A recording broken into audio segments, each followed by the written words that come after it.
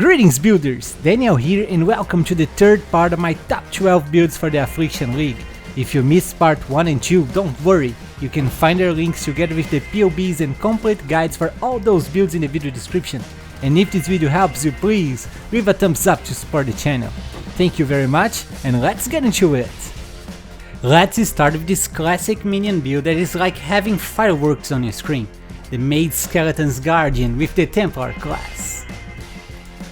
I'm sure you all remember that to transform our regular skeletons into mage ones, we used to need a unique jewel called Dead Reckoning. Well, that's changed because of the new transfigure gems. Now, we have the Summon Skeletons of Mages gem that naturally summon mage skeletons without the need of any mandatory unique item and for a much lower price. This means that mage skeletons became an even better starter than before. To list the pros of this build, I would start with survivability. With the Guardian Ascendancy, you get almost 75% chance to block attacks and spells, a huge life regeneration, and the new Sentinel of Radiance that takes 20% of the damage for you. All of that combined with the fact that this is a minion build that is very safe to play, because you stay behind your minions and they can kill enemies from a big distance. Also, with the new Elemental Relic, you and your minions get 3 damage auras totally for free, resulting in a great boss damage. Now, to list the cons, I will start saying that mage skeletons don't move, they feel more like a totem build. For that reason, you need to keep resummoning them while clearing maps. The Guardian Ascendance also doesn't get a speed buff from Flash Offering like the Necromancer, so it's a little bit slower. Above all, when comparing to the Necromancer, this version also doesn't get that awesome 30% to all elemental resistance for you and your minions. This might cause your zombies and specters to die from elemental damage if you don't look for minion resistance on your rare gear. As for budget, this build is cheaper than ever. You can get it destroying early endgame maps with only around 50 chaos. To comfort with advance to yellow maps, I recommend investing around 120 chaos, and for easily completing our atlas, I recommend investing around 4 divines, but you can totally do it with less. Don't forget that on PoEbuilds.net you can find a list with all the equipment that you need to buy for this build, with direct links for examples being sold by other players. For clear speed, I'll give it 8 out of 10. You have many skeletons firing many projectiles at a high cast speed rate. I took 2 points out because the mage skeletons don't move and you need to keep resummoning them, and also because the Guardian does not get the Flash Offering speed buff like the Necromancer.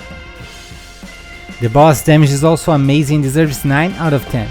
With the new returning projectile support gem, 100% of projectiles will hit enemies twice, but since it's not as powerful as the nerfed anomalous faster projectiles, I took 1 point out.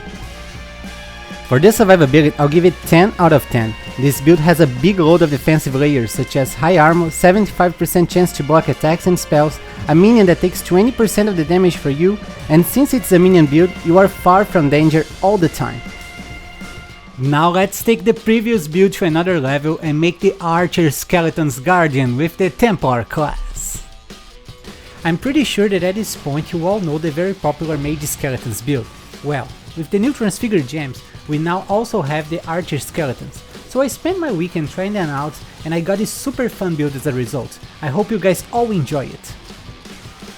To list the pros of this build, I would start with how balanced it is. Unlike the Mage Skeletons, this build has a much smoother clear speed and can do even more damage to bosses.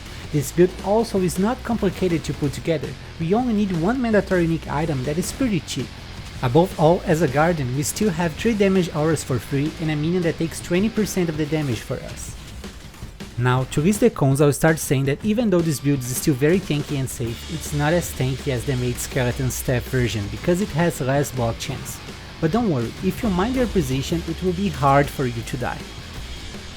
As for budget, this build is pretty cheap. You can get it destroying early endgame maps with only around 80 chaos.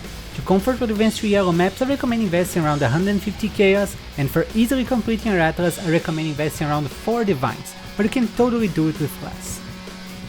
You only need 1 mandatory unique item for this build, the Lionized Vision armor that already grants the peer support and allows us to have 1 more support gem for our skeletons.